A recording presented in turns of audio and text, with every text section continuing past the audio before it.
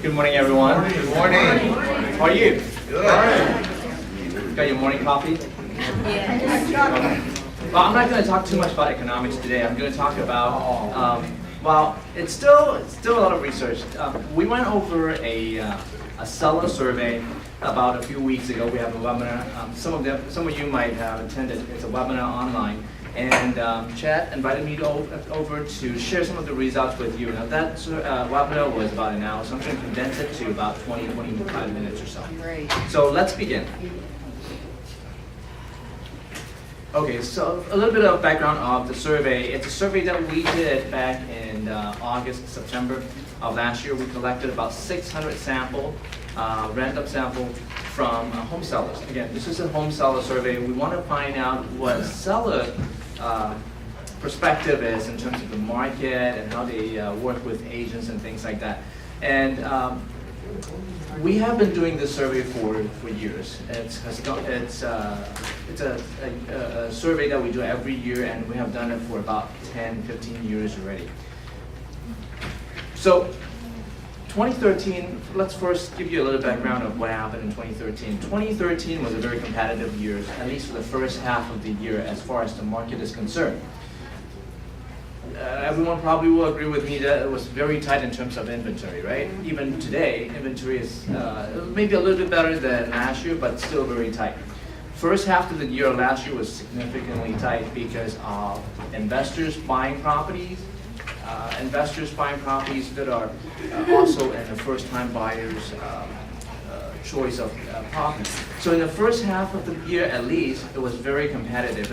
As you can see from the chart up here, there were a lot of sales above asking price. In 2013, based on our annual housing market survey, 50% of the sales were above asking price. As you can compare it to the historical number in 2012, only about 26% of the sales were above asking price. And the long run average over the years was about 18. So you can see last year was very competitive. Because of the competitiveness, a lot of sellers actually got multiple offers. In 2013, a typical seller received about 5.9 offers, as compared to in 2012 about three offers. 98% of this is a distribution that shows number of offers for the sellers that we interviewed. 98% of the sellers received multiple offers. Only about 2% received one offer and they accepted it, obviously. And many of them received 30%, for example, received 5 offers, and actually about 30% received more than 5 offers if you actually add up those 6 to 16. That's the reason why sellers were very optimistic about the market. What happened? Multiple offers, for one thing. And remember what happened last year, home prices compared to the previous year, double-digit increase, at the statewide level at least. Some areas might not have increased as much, but a lot of areas actually increased by 10, 15 to 20%. And so we ask sellers how optimistic about their future home prices. We ask the question that we ask is, do they think home prices will increase in their neighborhood in the upcoming year? For those who said it will increase in 1 year, 43% said it will increase in 1 year. Compared to the year before, only 9% said they will increase in the next year. In 5 years, 58% said the price will increase compared to 12%, and then in 10 years, 74% compared to 20%.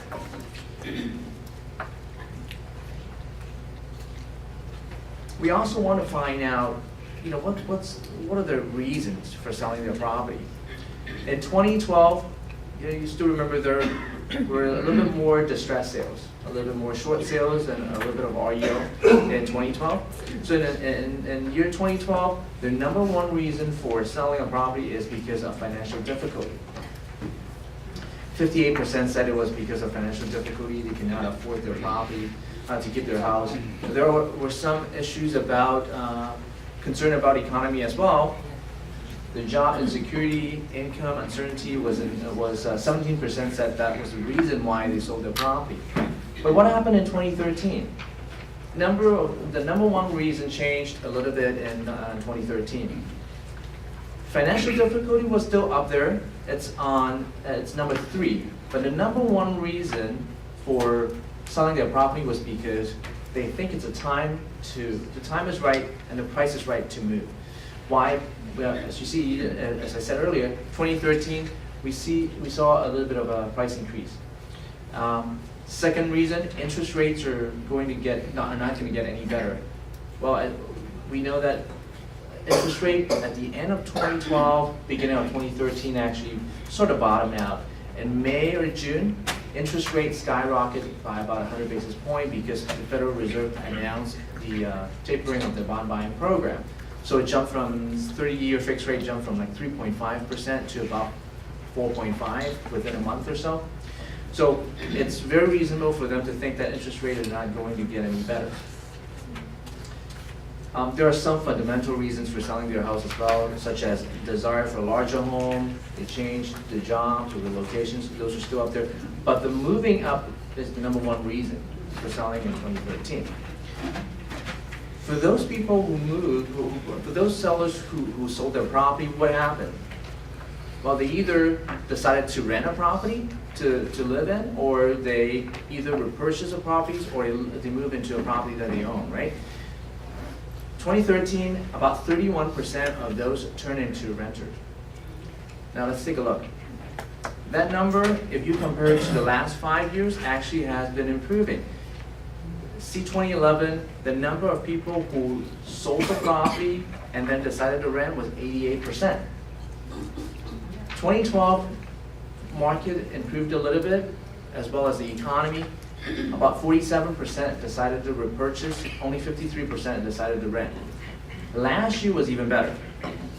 Only 30% of those decided to be a renter, and another 70% or 69% decided to repurchase a property. And those who decided to rent, many of them are short sellers. Here I split out the graph into the demographics into two sets of homeowners. Those who sold their property as a regular sale or as an equity sales, what we would call. 75% who sold their property as a regular sale decided to repurchase. Only 25% decided to become a renter. The short seller homeowner is a little different. Those who sold the property as a short sale, 75% decided to rent. Probably because many of them do not have the down payment. Maybe they also have some credit issues as well. Now, here's sort of a little more detail about the sellers who decided to rent.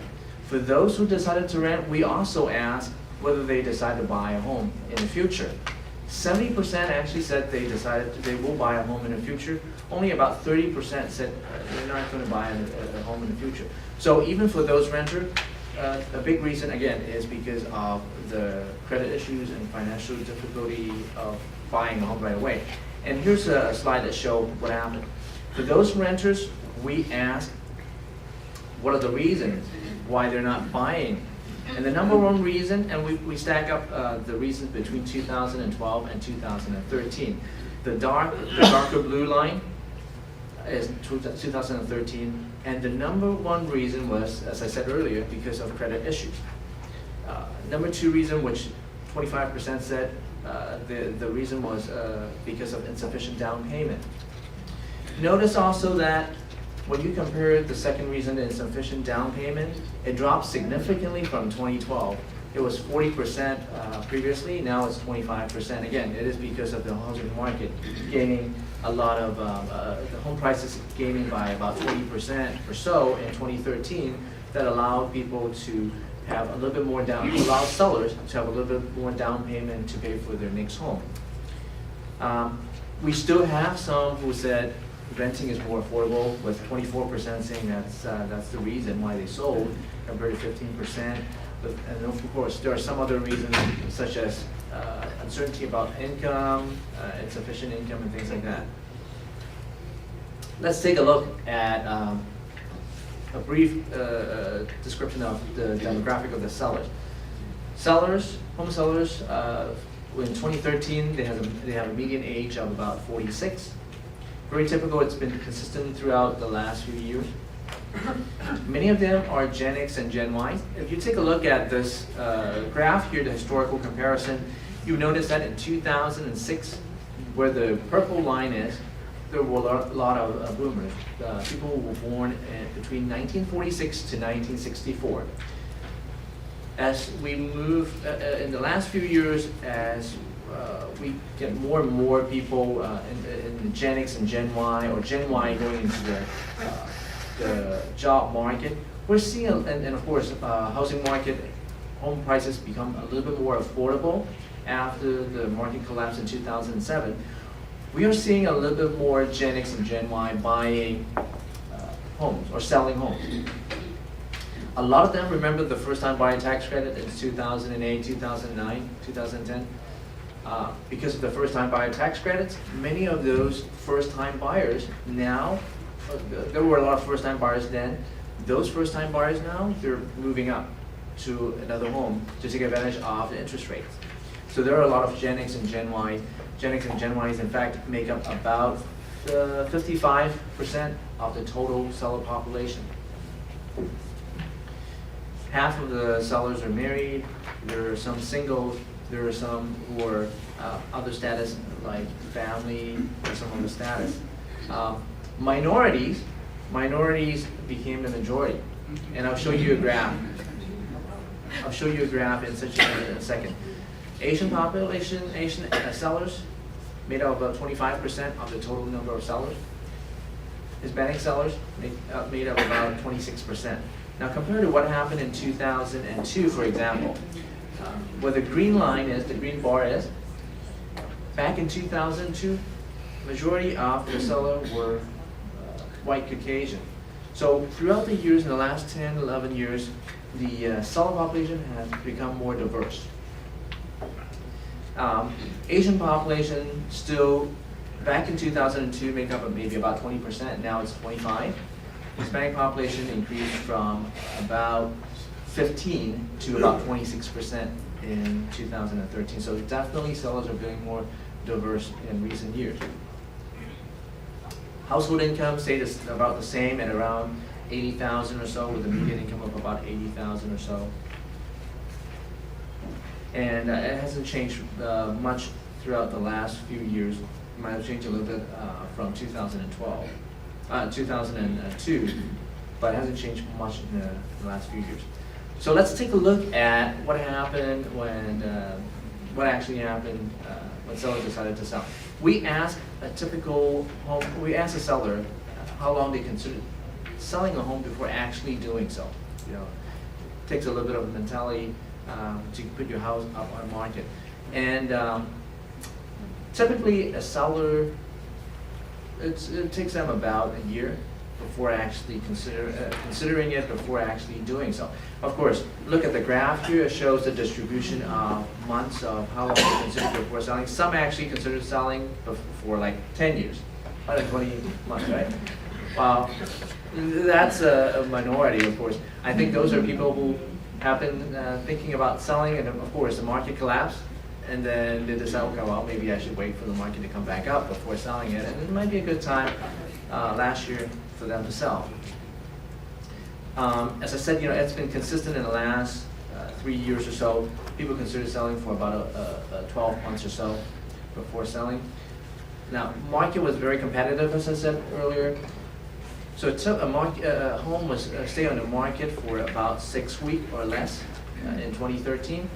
Many of them, actually a quarter of them, actually stay on the market for about 3 weeks or less before selling it. Now this one is not very telling, but let's take a look at the next slide. This one actually shows you the average number of weeks on the market, and it shows you the historical average from 2005 on to 2013. The average week on market peaked in 2011 at 29 weeks. And then last year, it dropped all the way back to about 8.5 weeks. So this illustrates how competitive the market was. There's not a lot of supply, but a lot of demand in the early half of the year at least. Now we also asked, we want to find out how sellers promote their property, how sellers, at least in their perspective. Bless you. at least in their perspective, how the property was marketed. And of course, many of them said MLS, 98% said the realtor put the property on the MLS. Probably, many of them may not necessarily understand that many MLS are on the internet now, Correct. so 95% said internet. The 2/3 of them said open house, virtual tools.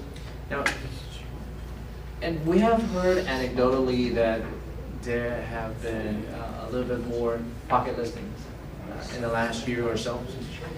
Based on the seller survey, there was only about 2% pocket listings. They may, again, sellers may or may not understand the concept of pocket listing. There might be a little bit more private listing than what we show here, but sellers may not understand whether those are pocket listings or not. So my speculation is number of pocket listing is probably about at least 6 or 7%, and we may have a little bit more this year.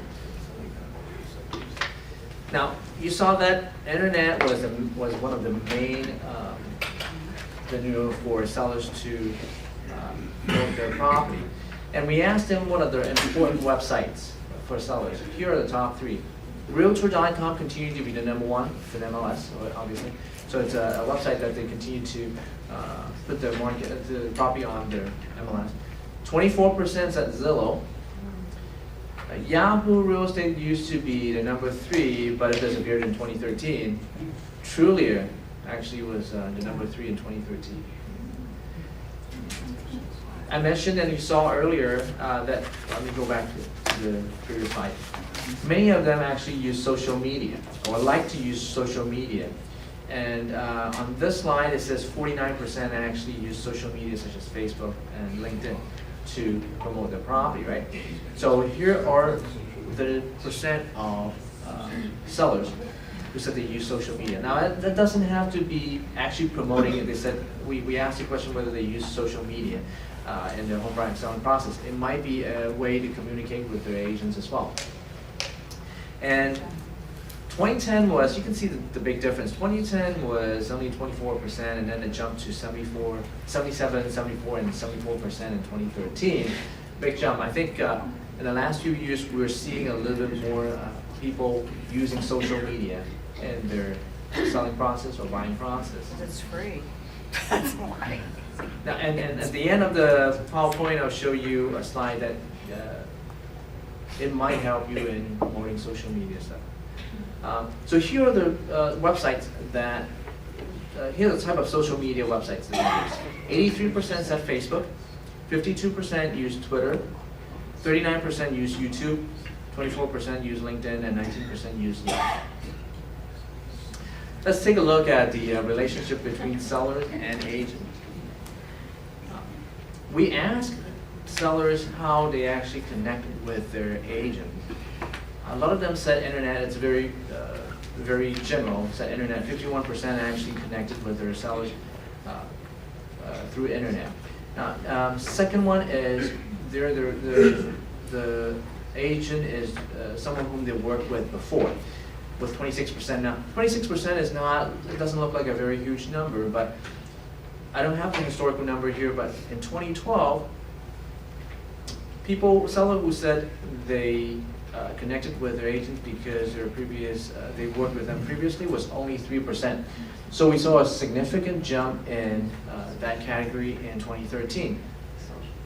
This implies that, of course, you definitely need to get in touch or interact with even though there is internet, even though there's online social media, you definitely need to get in touch and interact with your clients in order to get, you never know. You never know whether you're going to generate any sales, but definitely keep in touch with them. It's getting more and more, as the market becomes more competitive, and as many of the first-time buyers who bought in 2007, 2008, 2009 want to trade up to another home, definitely a good idea to keep in touch with them. Sellers, they do have a choice. Many of them interviewed more than one agent. In fact, about 3/4 of them interviewed 3 or more agents. If you look at it from a half glass full perspective, that means there's always a chance to gain a new client, because sellers interviewed more than one agent. And the same thing happens to buyers and sellers. Buyers who they don't necessarily have, in their mind, they don't necessarily think they have to pay for the commission. The seller side have to pay for it. Many of them actually, even for buyers, they interviewed more than one agent. About 55% interviewed more than one agent. Well, as compared to sellers, because again, they pay for the commissions, in their mind, many of them interviewed more. About 78% interviewed 3 agents or more. And so we asked the sellers what are their top reasons for selecting their agents. And time after time, year after year, we see the same thing. That is, the most responsive agents usually is the main reason why seller pick their agents. 29% said they appear to be most responsive. 19% said that they used their agent before, and about 18% said the agent is appeared to be most aggressive. Again, first agent response also made it up on there with 12%. And we asked, again, we asked the same questions over and over years. We asked sellers to rate the factors, the most important factor why they select their agents, and we asked them to rank the factors on a scale of 1 to 5, with 1 being not as important, not at all important, 5 being extremely important. And the first agent to respond to my inquiry and quickest response time usually appeared on the top. In the last 3 years at least, appeared on the top with a 4.3 out of 5. There are other reasons as well. Agents offer the best deal, lowest commission, number 2. Agents offer the best marketing proposal at number 3. Agent was a realtor, 3.9. Of course, sellers may not necessarily know the difference between real estate agents and a realtor sometimes. So I hate to emphasize on the response time factor, but we also ask sellers, we want to compare the expectation between sellers and the actual, actually what happened. 96% of the sellers expect a response time within an hour. In fact, about 43% actually expect an instant response time. 34% expects within 30 minutes, and 19% expect within an hour. Yes, instant response time actually has been pretty consistent in the last few years. Now you can see the trend here, going back to 2005, 2007. The expectation for instant response time was, for buyers, it was about 10%. For sellers was about 16%. What happened in 2007? Housing market dipped a little bit. When housing market dipped, we also, in 2008, 2009, we also have a lot more distressed properties. Remember a few years ago, distressed property was a little difficult to handle, especially for the market, when we transitioned from a very overheated market to a market with a lot of distressed properties. It's a little hard for some of the sellers to handle. So they needed a little bit more hand holding, and so that's why they needed a little bit more help from agents in 2008, 2009, and so on and so forth. But it settled in a very high level in the last few years, and partly because of technological advance. 2007, maybe we don't, not a lot. There were not as many people with a smartphone. 2008, we have a little bit more. 2009, 2010, started becoming a norm. So sellers in their mind, they believe, with a smartphone, with technological advancement, you should be able to get in touch with your clients more quickly. So we ask sellers again on their advice to agents. Hear what they say. 60% said if communication speed could be improved, that would be great. Of course, I said 2013, the property on the market was only about 8.5 weeks. Still, clients want their home to be sold faster still. They want the deal to be negotiated more aggressively. Again, 29% said improve communication quality, and 26% want the agent to listen to them a little bit better. And then we also asked an overall question on what sellers would like to change about the sale. About 40% again said improve the communication with agents. Sell the home for a higher price, even though home prices increased by 20%, of course, we would like to increase their price a little bit more. Market the property a little bit more aggressively, and get agents to respond faster at 4%. So here are the takeaways. Couple things. Well, I emphasized early on that market is doing pretty well. I know in the first month of this year, it may have a slow start, but if what I heard from our members correctly, things picked up a little bit in the last couple weeks, last 3-4 weeks. Yeah, I've gotten. So I think sellers are still very optimistic about the future home prices, especially since last year we had a 20% increase, but this year we're not going to have a 20% increase in home prices. We'll probably will have a single-digit increase, but it's still going to be an increase in home prices. So sellers are optimistic. But remember, sellers do have a choice, as we saw in some of the slides here. They do interview multiple agents. So again, if you look at it on a positive perspective, that means you can get, you have a chance to get a new client. But in order to do so, as suggested by some of the sellers, we might have to improve our communication speed a little bit, maybe a little faster in response, maybe communicate with them through social media or some of the other means if you have not already done so. So before I wrap it up, I just want to let you guys know that I mentioned earlier that we had a webinar last month. This month we have another one. It's called the Understanding International Client. It's coming up on March 27th. It's going to be from 2 to 3, and on the screen there it shows a link where you can register for the webinar. You can also, this PowerPoint is going to be posted on our website probably tomorrow, and you can also find the link and the PowerPoint that you can download and get the link from there. A couple other things. These are some of the things that we have on our website. These are customized data that you can download from our C.A.R. website. Some of you might be familiar with it. A couple other things too. We also have a Facebook account. If you want to listen to or get the latest news, we post our information, some information on a daily basis. We have a Twitter account if you're interested in following us. Again, we post stuff on Twitter regularly. The finance helpline is a free member benefit that we offer to our members. If you have any clients that need information or cannot get in touch with the lender, feel free to give us a call. We can help you.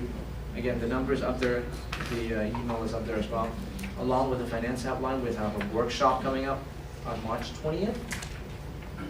And you can find more information at C.A.R.org meeting finance workshop. And mortgage.C.A.R.org is a website where you can find assistant program for your clients. If your clients need a down payment program, this is where you go. I mentioned about the social media earlier.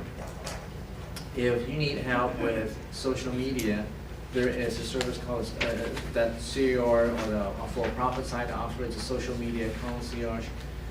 Take a look at that website, and if you need help, this might be something that you want to consider. And that's pretty much it. And my contact information is up there, and I'll be here for the rest of the meeting if you have any questions.